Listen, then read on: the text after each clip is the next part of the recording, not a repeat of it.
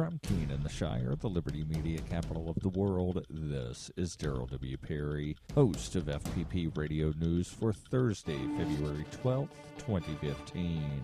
Silver is trading at $16.63 per ounce. Gold is valued at $1,221 per ounce. And according to BitcoinAverage.com, the average price of Bitcoin is $220.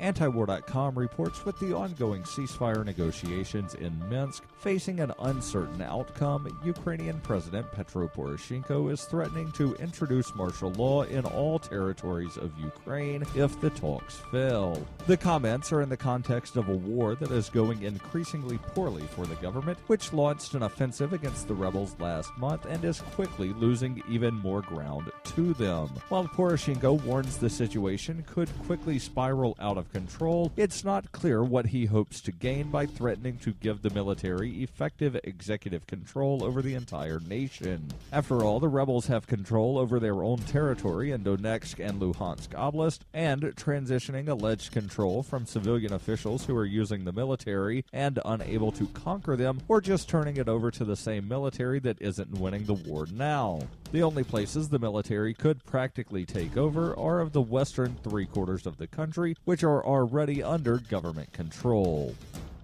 For over 35 years, Roberts & Roberts has been a trusted source for buying and selling your investment-grade precious metals. They also take Bitcoin for precious metal purchases and permanently removed the minimum purchase order for all orders paid in the digital currency. Call Roberts & Roberts today for knowledgeable advice on investing and a forward-thinking approach to new technologies. 850-478-5270 or online at rrbi.co.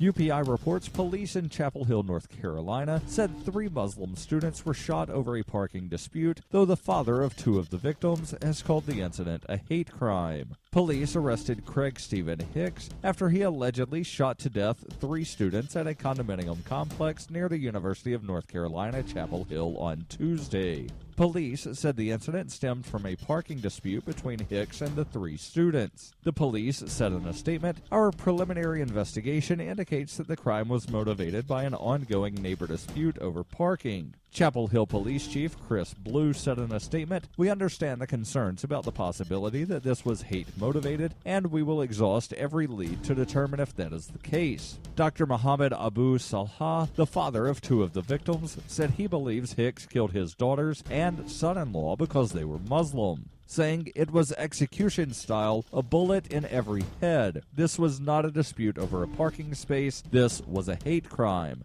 This man had picked on my daughter and her husband a couple of times before, and he talked with them with his gun in his belt. And they were uncomfortable with him, but they did not know he would go this far. The FBI is assisting local law enforcement with the investigation.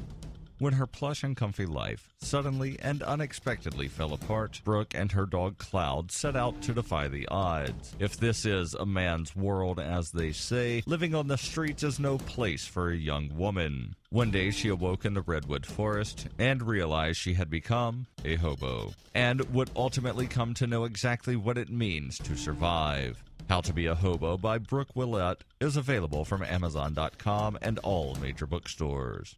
The Coleman Times from Alabama reports a Prattville, Alabama woman was charged with disorderly conduct Tuesday after offering to perform a same-sex wedding inside a courthouse. Watauga County Sheriff Joe Settinger says Anne Suzanne DiPrizio was arrested in the probate office when a dispute occurred between her and probate judge Alfred Booth after 2 women obtained a marriage license. The sheriff said DiPrizio identified herself as a minister and offered to marry the women. Booth has not been allowing marriage ceremonies in his office since same-sex marriage became legal in Alabama. Settinger said the judge called deputies who found the woman kneeling and refusing to leave in an apparent protest. Settinger said DiPrizio was released on $1,000 bail. The U.S. Supreme Court on Monday announced it would not block same-sex marriages from taking place in Alabama. The High Court will hear oral arguments in April and is expected to issue a ruling by June regarding whether same-sex couples nationwide have a fundamental right to marry and whether states can ban such unions. This has been FPP Radio News, online at fppradio.com.